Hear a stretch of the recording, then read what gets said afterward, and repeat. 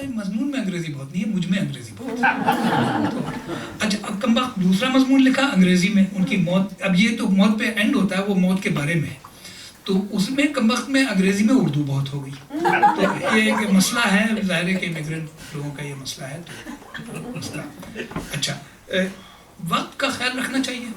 बिल्कुल नहीं। अच्छा, क्योंकि आप तो खाना खा चुके हैं, आपको वक्त है। ये तो हम और मसूद हैं बच्चे, ये तो हमें और मसूद को वक्त का ख्याल करना पड़ेगा। आप लोग तो खाना खा चुके हैं। अच्छा, तो मजाज के बारे में और कुछ कहूँ? जी बिल्कुल। अच्छा, तो देखिए ये नीचे जो किताब है, ये नहीं, नीचे सबसे नीचे देखते हैं क्या होता है। इसको भी ये मजमून, अब क्या है कि हमारी खाला ने एक बहुत अच्छा मजमून लिखा अपने भाई पे, बहुत ही अच्छा। और वो राइटर बिल्कुल नहीं थी, इकोनॉमिस्ट थी, लेकिन ये है कि उससे वो राइटर बन गई। और कमाल क्या है कि she died about a couple months ago. She was 93. Around 75, she turned a writer. And then she wrote a novel. She wrote a couple of books of short stories, couple of books of memoirs and everything. आखिर में तो ये हालत थी कि लिख नहीं पाती थी बेचारी, तो नौकर ज़मीन पे बैठता था और डिक्टेट करती थी। अच्छा, नौकर को जो थी उर्दू नहीं आती थी, तो वो हिंदी में लिखता था, फिर वो किसी से जाके उर्दू में लिखवा के लाया करता था, तब वो करेक्ट करती थी। लेकिन ये कि खूब लिखा उन्होंने आखिर में।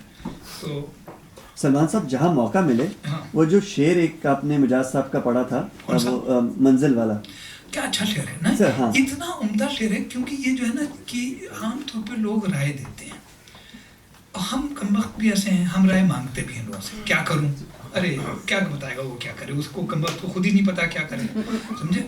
लेकिन हम मांगते हैं राय और लोग राय देते हैं, और राय देने से कोई फायदा नहीं है किसी को, राय देने से कोई फायदा नहीं है।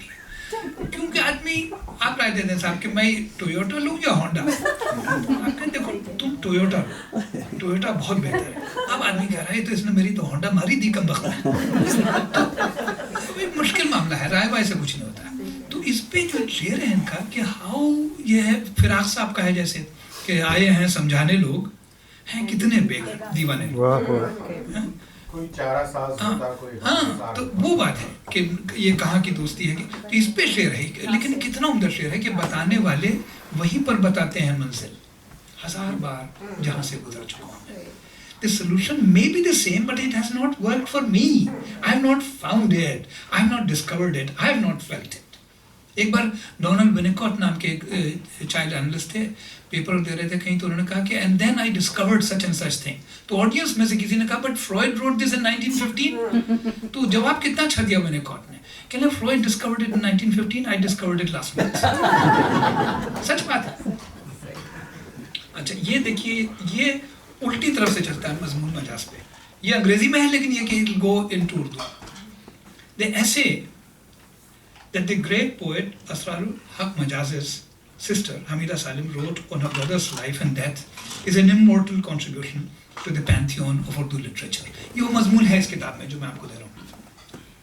Deeply personal and yet replete with objective detail, poignant but not maudlin, and pointedly biographical without overlooking culture at large, in which Majaz grew up, flourished and floundered and then finally succumbed. Hamida Salim's essay, Jaggan Bhaiya, from which I will borrow a lot, ends on the following jagged and disturbing note. आखिर एक दिन सबने सुन लिया कि मजाज मर गया। पत्थरों पे सिसक कर, ठंड में ठुठुर कर। He was found lying on a street, drunk and dead. आखिर एक दिन सबने सुन लिया कि मजाज मर गया। पत्थरों पे सिसक कर, ठंड में ठुठुर कर। ये मजाज की मौत थी, ये एक फनकार की मौत थी, शायर की मौत। कहानी पूरी हो गई, ड्रामा ख़त्म हुआ, पर्दा गिर गया। पर ऐसा क्यों हुआ, ऐसा कैसे हुआ? ये खलिश, ये खटक हर हसास दिल और दिमाग में बाकी रह गई। That's where it essay ends. Yes, indeed. Like the ghost of the Flying Dutchman, the question continues to haunt us. What led to Majaz's tragic end? How could a highly gifted, a strikingly attractive and immensely popular man destroy himself so utterly? Certainly, it was not a sudden explosion that was responsible for his death on a freezing December night in 1955. It was instead a gradual, step-by-step descent into restless futility, hopeless despair, and self-destructive excess of drinking that led to the horrifying endpoint. But why? This is the question Hamida Salim, who's my aunt, leaves with us. And this is what the old Algerian and astute journalist, Mr. Parvez Alam, who's a good friend of mine, asked me during a recent event in Majaz, held at the Nehru Center of Indian High Commission in London. Caught unprepared, I mustered a response that, in retrospect, appears less than considered and lacking in depth. Nonetheless, Mr. Parvez Alam did a service to me and ultimately to Urdu literature by raising this question. His question acted as a catalyst for thoughts that emerged over the subsequent weeks, months, and years in my mind. It is this cluster of speculations that I now offer for my uncle's tragic death. Before proceeding further, however, allow me to enter some caveats. First, I am Majaz's nephew. My mother, Safia Akhtar, was his youngest sister, and thus helplessly open to accusations of undue subjectivity and unfettered partisanship. Second, when Majaz died, I was merely 9 years old. My ideas about the downward trajectory of his life are intellectual reconstructions based upon second-hand information. I have not interviewed Majaz regarding his inner states of triumph and turbulence. Third, in focusing upon Majaz's self-destruction, one must not overlook the enormous complexity and multifaceted nature of his personality. Finally, as a practicing psychoanalyst, I employ concepts and language that might be unfamiliar to readers of Urdu literature. Hence, my perspective has the potential of appearing far-fetched, strange, and even slightly offensive. There is little that I can do to dispel these pitfalls. I can only hope that regardless of them, what I have to offer might find a sympathetic ear. That said, permit me to begin with a well-known rubai of Majaz himself. जिंदगी साज दे रही है मुझे, सहरो एजाज दे रही है मुझे, और बहुत दूर आसमानों से मौत आवाज दे रही है मुझे. I do not know how old Majaz was when he wrote these lines. But since he died at the age of 44, he was certainly not old when he wrote these lines. So the question arises, why would he thinking about his death when he was young? All right, let's be charitable here. Death is a topic of fascination for all poets, and Majaz was no exception. In other words, the reference to death here might have little personal significance. But what about this rubai? वक्त की सैये मुसलसल कारगर होती गई, वक्त की सैये मुसलसल कारगर होती गई, जिंदगी लहजा बलहजा मुख्तसर होती गई, सांस के पर्दे में बजता ही रहा साज़े हयात, मौत के कदमों की आहट तेज़तर होती गई. Is this also a mere reflection of the literary mind's attraction to the issue of non-existence? Even if one concedes this point once again, there are other, in fact, too many references to death, dying, and a pull towards self-destruction in Majaz's poetry, which gives us a pause. Let us notice a few more examples. खिरमने दिल जला रहा हूँ मैं, नक्शे हस्ती मिटा रहा हूँ मैं. One more. तुम ही तो हो जिसे कहती है ना खुदा दुनिया, तुम ही तो हो जिसे कहती है ना खुदा दुनिया, बचा सको तो बचा लो कि डूबता हूँ मैं. And one more. सबका तो मदावा कर डाला, अपना ही मदावा कर ना सके, सबके तो गरीबा सी डाले, अपना ही गरीबा बोल गए. And one more. रोए न अभी अहले नज़र हाल पे मेरे, रोए न अभी अहले नज़र हाल पे मेरे, होना है अभी मुझको खराब और ज़्यादा. I could give even more examples, but the point I think has been made. Alongside the celebratory tone of Nazr Ali Girl, the flirtatious voice of Nora, the defiant protest of Avara, and the childlike wonder of Raat or Rail, Majaz's poetry contains an unmistakable melancholic streak with an uncanny awareness of his incapacity to resist self-destruction, if not a magnetic attraction towards demise. This brings us back to the question we started from. In other words, why did Majaz destroy himself? Or in kinder terms, why he could not resist self-destruction? Attempting to this answer as a psychoanalyst leads me to note first and foremost that Majaz arrived in this world as a replacement child. Replacement child refers to children who are conceived after the mother has lost a deeply loved person. When a child is born in maternal mourning, suppose a mother's brother dies, mother's father dies, mother's other child dies, and then the mother becomes pregnant. This child is called a replacement child. And it has a dual effect because on one hand, this child, I think I've written this. Yeah, it is, you'll see this. Let us refer now to Hamida Salim Sase. Majaz 7 अक्टूबर 1911 को मुबारक सलामत के सदाओं के दरमियान पैदा हुए. उनसे 2 साल बड़ा एक बच्चा 2 साल की उम्र में ख़त्म हो चुका था. इसलिए ये बहुत लाड और प्यार और मन्नतों और मुरादों से पाले गए. मुहर्रम की 7वीं को फ़कीर बनते, 10वीं को पायक बनते. एक कान में बुंदा डाला गया जो 7 साल की उम्र में अजमेर शरीफ में ले जाके उतारा गया. हर बीमारी पर सदक़े उतरते खैरातें होती. A replacement child is often overindulged and made to feel special for a protracted length of time, while ordinary children might be divested of that special treatment much earlier. Such exaltation can result in a sense of uniqueness and deserving special favors from the world. In Majaz's world, the extraordinary, adoring maternal care found another coincidental catalyst. 9 साल के, this is from my aunt's letters. 9 साल के हुए तो 18 साल बड़े भाई का दरख्त से गिर के इंतकाल हो गया. फिर क्या था? माँ और नानी दीवाना वार उनको तमाम हवादिस और ख़तरात से बचाने की हर मुमकिन कोशिशों में लग गई. मजाल न था कि मजाज घर से अकेले बाहर कदम निकाल लें.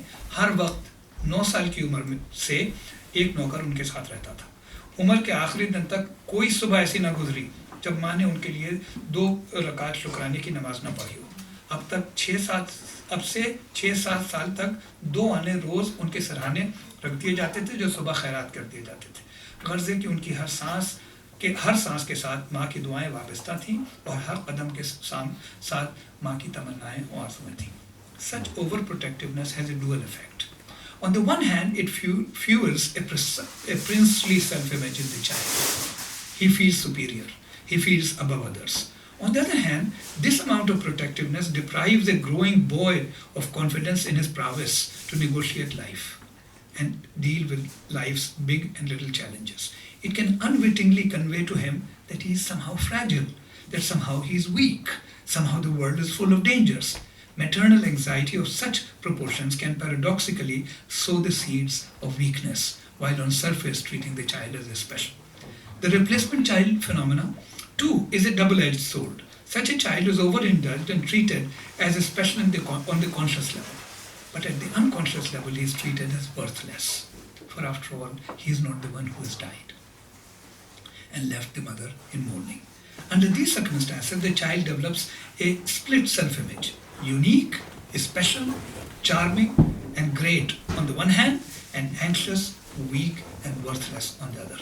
If the child is gifted with superior intelligence and talent, which undoubtedly Majaz was, then the former self gets embellished and becomes a social persona. The person becomes great. The fragile and the morose and self-doubting self, however, continues to lurk underneath. A broken existence thus becomes the fate of the individual. Majaz टूटे हुए दिल की एक सदाओं में. Cleaved at the core, one longs for mother's consoling presence. However, the passage of time, this yearning becomes anachronistic. A girlfriend, a lover, a wife can offer maternal qualities, but cannot become one's mother. The resulting gap between receiving mamta and wanting ma is never easy to bridge. It is even harder for someone who is used to intense and focal attention from mother throughout one's childhood and adolescence. There occurs another difficulty with such seductive mothers. The ubiquitous wish to marry one's mother that makes its appearance around 4 or 5 years of age and resolves soon afterwards in a healthy child becomes now intensified and is never given up. Adult sexuality therefore becomes intensely guilt-laden. The subsequent need for punishment leads to inappropriate choice of partners. Let us check back with Majaz's sister. उन्होंने मोहब्बत एक ऐसी गहरी की, एक ऐसी पायदार की कि आखिरी लम्हा तक उनके नाम के साथ रही. लेकिन किस्मत देखो, कि हाथ भी बढ़ाया तो शजर ममनुआ की तरफ। दिल्ली के चोटी के ख़ानदान की इकलौती बेटी, चंचल अलबेरी और नहायत खूबसूरत, लाड प्यार से पली, ऐश और इशरत की आदी और एक अदद भारी भरकम शौहर की मिल्कियत। अब सोचिए, अब जो भी समझिए, ये बेल मंडे चढ़ती तो आखिर क्यों? What Mrs. Salim calls qismat here, I would term psychic determinism. Majaz's childhood had primed him for the choice of unattainable lovers. And pray tell, who was the Shajare Mamnua, Allah, tree of knowledge in the Garden of Eden, that Majaz so desperately longed for? Who could a married woman of higher status stand for in the unconscious, if not the mother of the edible phase of childhood? And this brings up the mother's husband, the boy's father, for consideration. We know from Hamida Salim's account that Majaz and her father was a quiet, serious and taciturn man. मेरे वालिद बहुत ही संजीदा, बुर्दबार, कम सुखन, मेहनती और मुरिद किस्म के इंसान थे। तसव्वुफ का रंग तबीयत पे गालिब था। My own recollection confirms this picture. Chaudhry Sirajul Haq, my grandfather, Majaz's father, was indeed a reserved, quiet and religious man. Majaz deferred to him on the surface. अब्बा का एक हद तक रवायती अदब और लिहाज उन्होंने अपनी आखिरी उम्र तक रखा। दीवानगी के दौर से भी गुजरे, लेकिन अब्बा के सामने ना उन्होंने कभी सिगरेट पी, ना शराब, यहाँ तक कि उनके सामने कभी अपना कलाम भी नहीं सुनाते थे। Such civility was Majaz's legacy from the ethos of his cultural era. However, alongside this elegance of filial submission existed a subtle mockery of paternal authority. Note Majaz's reply when somebody asked him if his parents got upset about his drinking and his inebriated derelictions. Majaz said, लोगों के औलाद सादतमंद होती है, मेरे बाप सादतमंद है। But why should we be surprised? A boy who has been maternally so overindulged tends to lose respect for his father. The mother fuels the hope of edible victory. The boy grows up thinking that he can trounce the father, the bhari